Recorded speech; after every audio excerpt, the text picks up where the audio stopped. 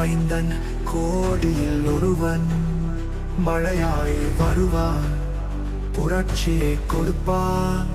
போர்க்களம் சூடாதால் நம் வீரன் எழுப்புவார், இருளை முடிவாக்கி விடியல் எழுப்புவார். ஆதிரும் அடிகள், புயல் வீசும் கண்கள், மரணத்துக்கு பயமில்லை, மனம் சீரும் நெருப்பே.